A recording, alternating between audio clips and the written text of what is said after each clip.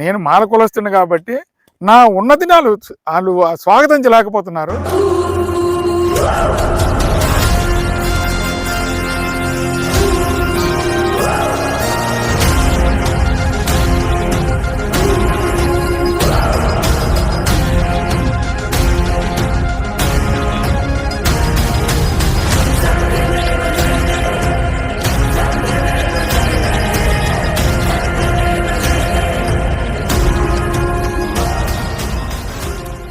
రామస్వామి, మాది చీపురవలస గ్రామం.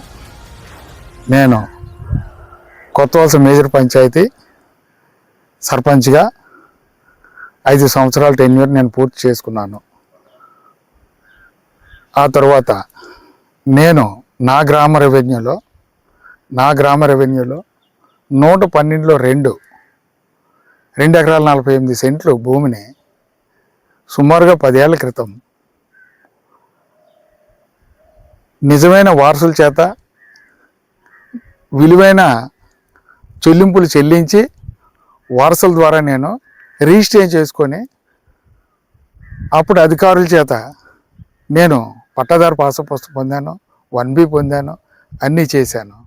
4 సంవత్సరాలు సాగు చేసుకుంటూ ఆ తర్వాత వ్యవసాయ కూలీలతో ఇబ్బంది పడలేక, పెట్టుబడులు పెట్టలేక, నాకు ఈ భూమి కాకుండా ఇదివరలోనే భూమి 4 ఎకరాల భూమి నాకు ఉంది, మా తాతయ్యలు సంపాదించింది. అలాగే వ్యవసాయాన్ని చేసుకోలేక విడిచిపెట్టాను కొన్నాళ్ళ పాటు. ఈలోగా నా 112లో 2కి ఆనుకొని 110/1 మేఘాద్రి గడ్డ ఆనుకొని ఉంది.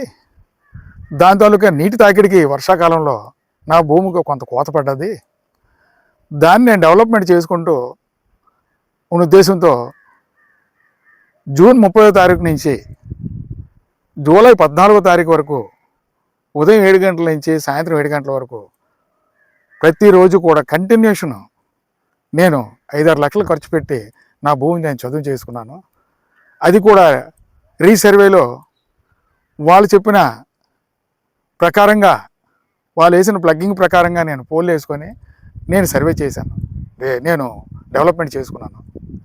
ఇది చూసిన కొందరు వారవలేక మా గ్రామంలో నా ఎదుగుదల చూడలేక, నా తాలూకా పరిస్థితి ఉన్నతిని చూడలేక, ఇది గడ్డని ఆక్రమించేసి డెవలప్మెంట్ చేసుకుంటున్నాడు పలానా వ్యక్తి అని చెప్పేసి పోయిన ఆదివారం శనివారంలో ఊర్లోనే ఓ 10 మంది నాకు కెట్లైన వాళ్ళు ఓ 10 మందిని తీసుకొచ్చి ఇక్కడ హల్లా చేసి విలేకరులు పిలిపించి ఇదంతా గడ్డ అని చెప్పేసి వాళ్ళ చేత చెప్పించారు. వాళ్ళు కూడా వాయిస్ ఇచ్చారు. ఆ తర్వాత ఆ విలేకరులు కన్సర్న్ అధికారిని ఫీల్డ్లో నుంచే మాట్లాడారు. కన్సర్న్ విఆర్ఓ అది జిరాయితీ అండి, మీకన్నా ముందు ఒకరు అక్కడ కంప్లైంట్ ఇవ్వడం జరిగింది, మేము వచ్చి చూడడం జరిగింది, అది పక్కా జిరాయితీ అని చెప్పి వచ్చామండి. అది జిరాయితీనండి చెప్పగానే ఇటీవల వెళ్ళిపోయారు. విఆర్ఓ సరోజిని తాలూకా మాట మీద నమ్మకం లేక మర్నాడు ఇదే 10 మంది వెళ్ళి ఎంఆర్ఓ ఆఫీస్లోనే ఎంఆర్ఓ గారికి ఒక లెటర్ ఇచ్చారు. మా గ్రామ వ్యక్తి అయిన పలానా మేజర్ పంచాయతీ మాజీ సర్పంచ్ గారు ఇలాగా గడ్డను వరకట్టేశారు, గడ్డను ఏమో డెవలప్మెంట్ చేస్తారని చెప్పేసి మేడం గారికి ఇవ్వడం జరిగింది. మేడం గారు కూడా వచ్చారు, తనిఖీ చేశారు. వాళ్ళు కూడా ఇంచుమించుగా ఇది జిరాయితీ పొలం అని చెప్పేసి చెప్పారు. ఆ తర్వాత ఎప్పుడైతే జిరాయితీ పొలం అనగానే వీళ్ళు చేసేదేమి లేక ఊరందరినీ కూడా మనం ఎదవలం అయిపోతామన్న ఉద్దేశంతో, దీన్ని ఏదో ఒకటి చేయాలనే ఉద్దేశంతో నెక్స్ట్ సండేకి మరో 10 మందిని పోగు చేసుకొని వాళ్ళు తాగుడు పట్టించి రకరకాలుగా చేసి ఓ 3 జేసీబీలు ఓ 4 ట్రాక్టర్లు పెట్టి ఎలాగైనా సరే ఆ గట్టు తవ్వేద్దాము, అతను దాంట్లోంచే గడ్డ వెళ్ళాలి, అది జిరాయితీ అని తెలిసినా సరే వాళ్ళు మూర్ఖంగా దౌర్జన్యంగా నిన్న ఆదివారం నాడు 3 జేసీబీలతో 4 ట్రాక్టర్లతోటి ఓ 10-15 మంది వరకు వచ్చి వాళ్ళు దాన్ని ధ్వంసం చేయడానికి పూనుకొనగా నాకు నా భార్యకు బాగోలేని కారణంగా నేను హాస్పిటల్లో ఉన్నాను. అక్కడికి నాకు ఫోన్ వచ్చింది, నా మనుషులు నాకు చేశారు. నేను వెంటనే ఇది ఇలా ఉండగా వీళ్ళు ఎప్పుడైతే ఎంఆర్ఓ వచ్చి జిరాయితీ అని చెప్పారో తట్టుకోలేక దీన్ని ఎలాగైనా పాడు చేద్దామని ఉద్దేశంతో ఉన్నారని చెప్పి నాకు తెలిసి నేను ముందస్తు చర్యగా సిఏ గారికి ఒక లెటరు, ఎంఆర్ఓ గారికి లెటర్ ఇవ్వడం కూడా జరిగింది. ఇలా జరుగుతుందండి, నాకు రక్షణ కావాలి అని చెప్పేసి, నా భూమికి ఏంటి, నా కుటుంబానికి నాకు రక్షణ కావాలి, అక్కడికి ఏదైనా జరిగితే ముందస్తు చర్యగా నేను తెలియజేసుకుంటున్నానంటే సిఏ గారికి ఒక లెటర్ ఇచ్చాను, అలాగే ఎంఆర్ఓ గారికి లెటర్ ఇచ్చాను.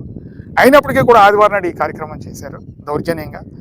నేను 112కి నేను కాల్ చేశాను. అక్కడి నుంచి కన్సర్న్ పోలీస్ స్టేషన్ కొత్త వలస నుంచి కానిస్టేబుల్ వచ్చారు.